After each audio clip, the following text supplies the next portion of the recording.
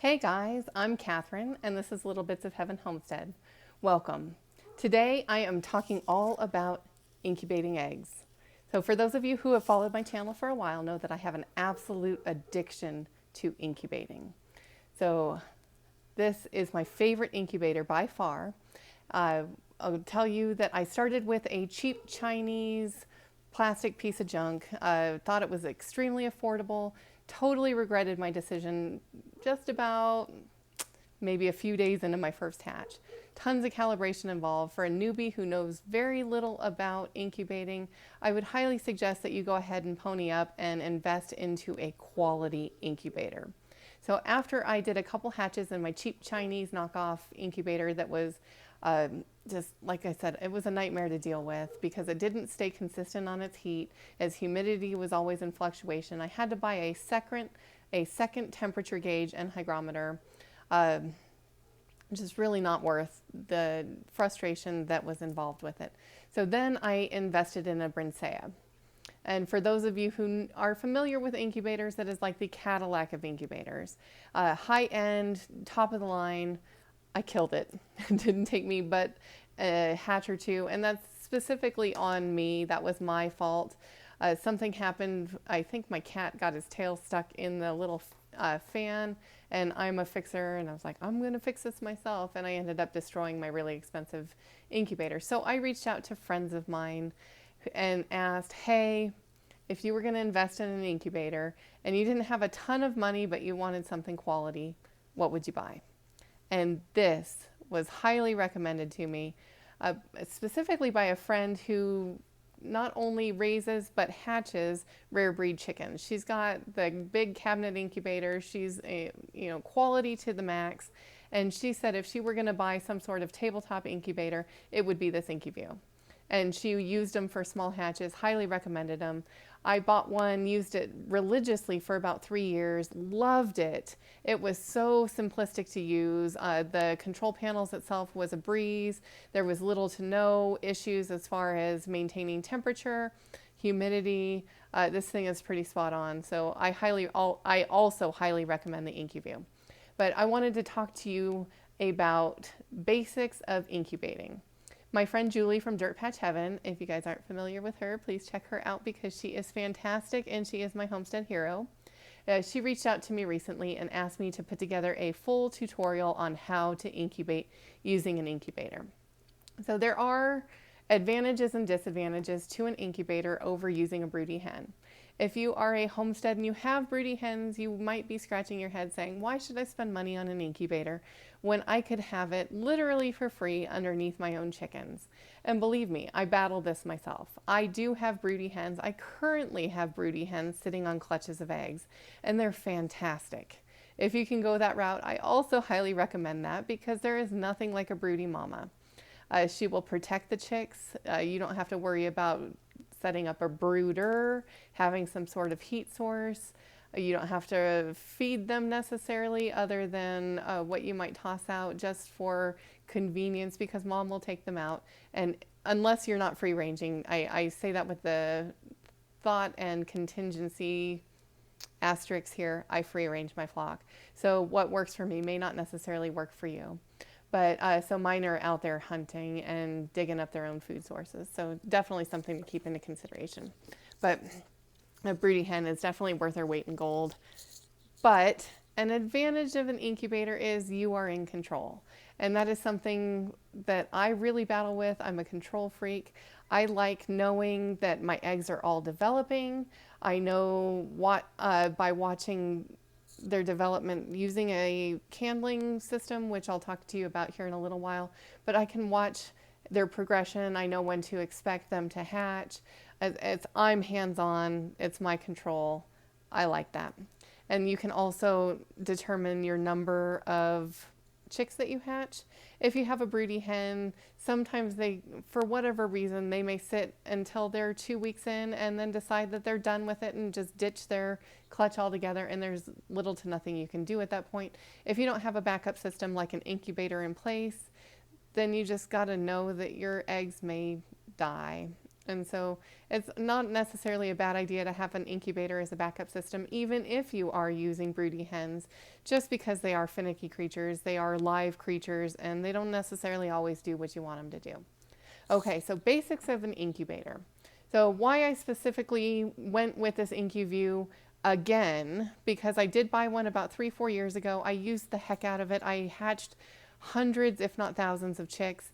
And then last summer, we had our summer monsoons roll through. There are severe thunderstorms. I'm in Lightning Alley. I had a lightning strike pretty close by, and it fried the circuit breaker or the master board or whatever the heck you call this on my actual computer system of my incubator. I debated on replacing it. I've had a couple broody hens. I've had some successful clutches this year, but realistically, I would like to ensure that I'm producing more chicks than what I can guarantee through broody hens. Partly because I want to guarantee that I have enough meat for my freezer, and I can control that using an incubator. I can guarantee that I'm going to hatch my 52 chickens a year. I can also guarantee that I'm going to have enough hens on hand to supply my family with our egg needs. And so using an incubator over a broody hen, you definitely have control of that. And you can also do this year round. Using an incubator, I can be hatching chicks in the middle of winter where nature will determine that a broody only really goes broody spring and summer, and you miss your window for the rest of the year. So total advantage of an incubator because you can control year-round hatches. So this IncuView is really easy to program. Something that I do like is you can tell it the number of days. Depending on what you're hatching, there is some variables involved. The temperature, so you're controlling 3 factors with your incubator because you are artificially duplicating 3 factors that a broody hen would determine. First is temperature. There's not a whole lot of variables, even if you're hatching different species of birds. Typically, they're all running about 99.5 degrees.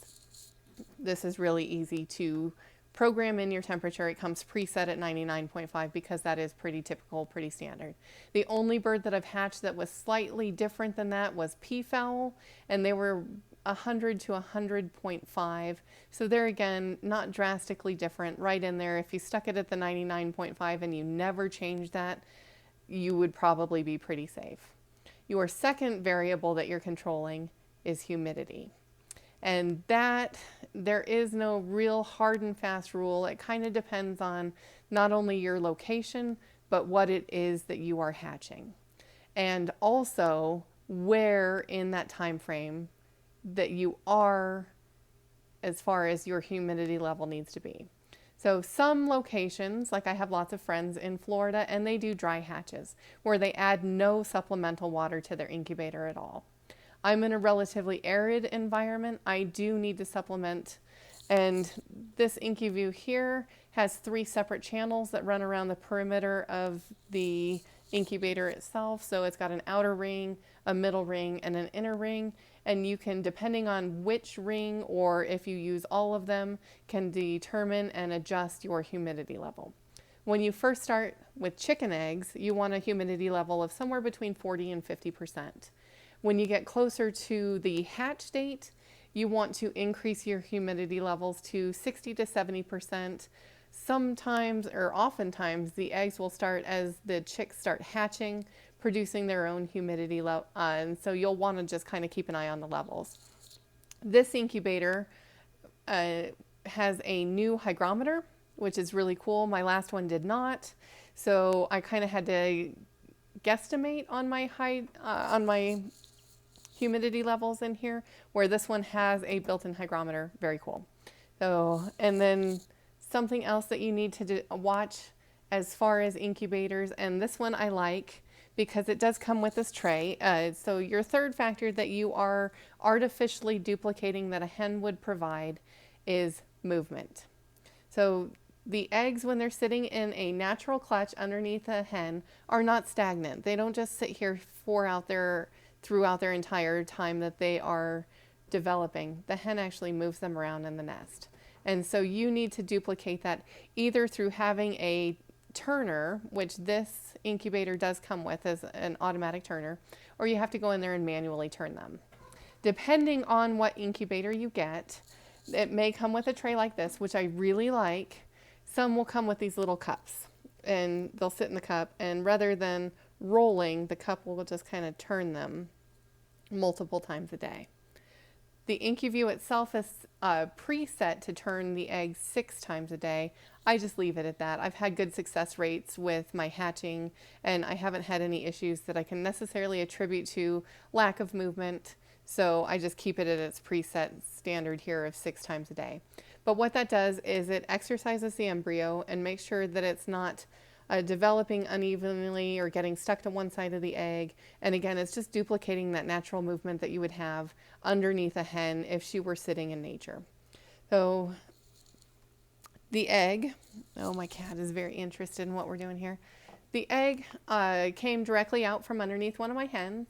Here is something that I feel like I need to say, but it seems like common sense to me. You need fertilized eggs.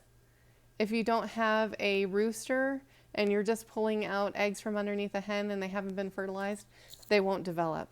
They need to be fertilized. So you need to have a rooster. If you're buying grocery store eggs and trying to incubate those, it's not going to work. You need fertilized eggs. So you want your eggs to be pretty clean. So if they're covered in poop and dirt, that's also covered in bacteria and yuck and junk.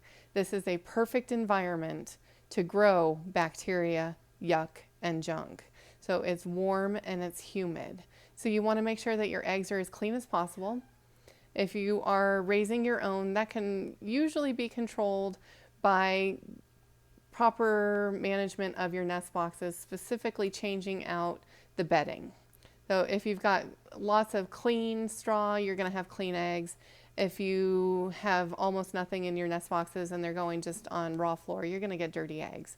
So, and just for your own sake, you want to make sure that you've got as clean of eggs as possible. That will also prevent some diseases and things like pasty butt happening in your hens. It's just good management. So if you do happen to have some poop or some dirt on your egg, don't wash them because you want to keep the bloom intact. What I do use, if I do have some eggs and need some gentle cleaning, is a stainless steel and just do a light scratch. So the bloom is on the outside of the shell to protect it from things like bacteria penetrating and permeating the shell. You want to leave that intact. So, but something that was recommended to me and I have used in my incubating experiences here recently, and I found that it does increase my hatch rates, is gently wiping my eggs before I put them into my incubator with a solution of water and hydrogen peroxide. So you don't need a lot of hydrogen peroxide, maybe a tablespoon or 2 in your bowl of water, and you are not washing your eggs, you're just dipping a cloth in there and wiping the exterior of the egg. And what that's going to do is hydrogen peroxide is antimicrobial, antibacterial, it's antifungal, so it's just going to kill anything that might be on the surface of your egg that would not only survive but thrive in an incubator. And so what that's going to do is help ensure that nothing yucky is permeating the shell and hindering and or possibly killing your developing embryo and chick within. So depending on what you are incubating, there is different time frames. That's really the only major variable involved in incubating itself. If you're incubating something like quail, there's something between 16 to 21 days, I believe. If you're going with chicks, chickens, they're usually around 21 days. Ducks are 28 for the most part, unless you're doing muscovy. Those are 35. I'm not sure why they take so much longer, but they do. Peafowl are around 30 days. I've never incubated turkey or guinea or pheasants, so you would have to research that. But do know there is some variables involved as far as time frame. And then also do know that sometimes chicks hatch early and sometimes they hatch late. And so if you've got chicks that are starting to hatch in your incubator 2 or 3 days before you expect them, don't freak out. That is normal. It does happen. You do want to pay attention to your hatch time, because 3 days before you expect your hatch, and the IncuView does this on its own, which is really tricky, but there is something called lockdown. And so what you want is you want the eggs to stop turning, and you do not want to open your incubator, no matter how tempting it is, because what that's going to do is it's going to mess with your humidity levels. And inside the egg, underneath the shell, is a membrane that can actually shrink wrap your chicks. It becomes like a hard paper and will hinder the ability of the chick to escape from the egg itself. And so it's highly detrimental to your chicks as they're hatching if you open up your incubator. And specifically, like if you have 1 or 2 chicks hatch and you really want to grab them and move them to your brooder, restrain yourself. Exercise restraint. I cannot emphasize that enough. Your chicks are going to be fine inside your incubator for 2 to 3 days. The chicks in here moving around, chirping, will actually encourage your other chicks to break through the shells. So that's not necessarily a bad thing. They're like their own little cheerleading squad in there going, come on guys, come join us. So you do want that. And they can survive up to 72 hours in the incubator with no supplemental food or water, because they are still being fed by their yolk sac, which they had just finished absorbing right before they broke through their egg. In fact, if you have a chick that somehow manages to break through the shell, and this does happen on occasion, and the yolk sac isn't fully absorbed, and you'll see it. I mean, it's something that you won't mistake because it looks like an umbilical cord with a little goo attached to it. You just want to go ahead and leave that attached. Don't disconnect the shell. Leave it attached, and usually the chick will absorb that yolk.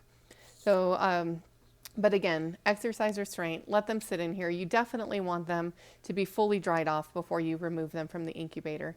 You should, before your hatch date, have a brooder set up.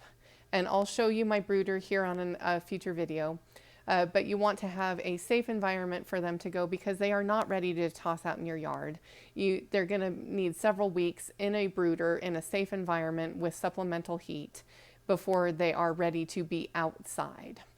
So that is an advantage of a broody hen over an incubator, because a broody hen will keep her chicks warm, she'll keep them safe, she'll teach them how to forage, how to feed.